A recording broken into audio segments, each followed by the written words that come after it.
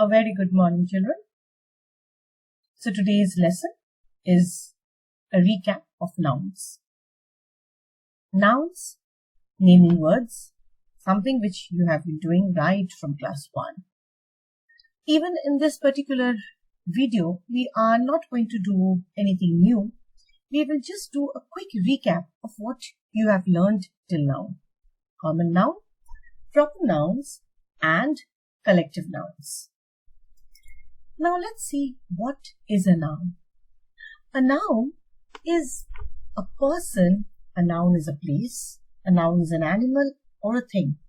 In other words, I can say that a noun is everything that is around me, that is around you, everything that is around us. Be it a person, any person, boy, girl, uncle, aunt, mother, father, man, woman. Be it any place, temple, school, mosque, playground, hospital, market, be it any animal or be it anything.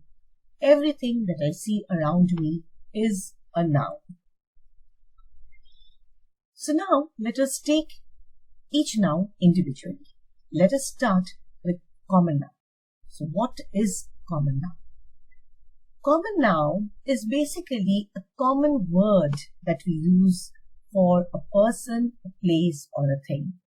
So I see a human being. Human being can be a girl, boy. So I see a little girl, I say that's a girl. A city, a toy. So it can be anything, everything around me is a common noun. Unless I give it a name. The moment I give a name to a common noun, that becomes a proper noun. So be very, very careful and learn this differentiation between a common noun and a proper noun. I see a girl and I say girl, that is common noun. The moment I say the girl, Sheetal, that is a proper noun because that becomes the name of the girl. So a proper noun is the name of a person. Say a boy, a wizard is a common noun. When I say Harry Potter, I have given a name to that wizard. And that is proper noun. I say a country, that is common noun. The moment I say Australia, I give a name to that country and that becomes proper noun. I say festival, that is a common noun. And the moment I say Christmas, that becomes proper noun because I have given a name to that particular festival. So here you have to understand the difference between a common noun and a proper noun. So remember, in a sentence, if I'm saying the rose is beautiful. Now the word rose is a common noun. It is not a proper noun. Now do not get confused over here, children, because rose is not the name of a flower.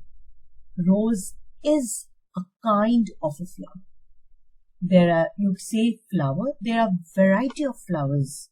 You have rose, you have marigold, you have rajnigandha, you have tuberose, you have jasmine, you have many kinds of flowers, out of which one variety is rose. So it is a flower. It is not a proper noun, it is a common noun. Similarly, when I say mango is a fruit, mango is again not the name of the fruit. There are varieties of fruits in the market. There is mango, there is apple, there is oranges, there is peaches, there is grapes, there is pomegranates, there is watermelon, there is papaya. All these are different kinds of fruit.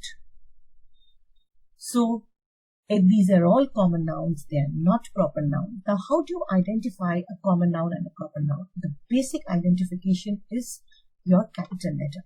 A proper noun will always begin with a capital letter. In these sentences, you can see that rose R does not begin with a capital letter. So, it is not a proper noun. This is just for your understanding. But a common noun is a book, a math book is a proper noun. A common noun is planet. Earth is a proper noun. Planet Earth. Next we come to collective nouns. The collective nouns is basically I have a collection of things. So for example, I have say 7 to 8 keys in a type together, and instead of saying there are 7 keys or 8 keys, I take that as one unit and I say there is a bunch of keys. So I use that word bunch to tell me whether it is a collection of keys. So over here also, children, keep one thing in mind. When I say an army of soldiers, that entire thing is not my collective noun. My collective noun is just the word that I've used for that collection of soldiers. In this case, army. A bunch of keys, my collective noun is bunch. A team of ducks, my collective noun is team. A few more examples for you. A flock of birds. There are many birds, a flock. I take them as one unit and I use the word flock. Flock is a collective noun. You can see many elephants in the picture. I take all those elephants as one particular group and I say a herd of elephants. So herd is the collective noun. Similarly, a pride of lions. Pride is the collective noun. And a gaggle of geese. Gaggle is the collective noun. Now, this is very important, a difference between a collective noun and a plural noun. Now, you have always learned a plural means one and many. So, for example, if there is one lion and if there are 5 lions, I will say one lion, 5 lions or many lions. Now, if all these many lions, if I take them as one group and I will say I make them a collection of lions and I use the word pride, a pride of lions. So, pride is a collective noun. So, that is the basic difference between a collective noun and a plural noun. In a plural noun, I am counting each individually, and that is why I am saying it is one and many. In collective noun, all that many, I am making them into one group, and I am saying it is a collection, and I use a word for that collection. So, collective nouns are always singular. They are taken as one single unit. But plural nouns are always many. They are always written by adding an S or an ES or IES. Alright, I repeat, collective noun is a collection of people or animals or things. On the other hand, plural noun is more than one person, more than one animal, more than one place, more than one things. Now let's just try out this exercise.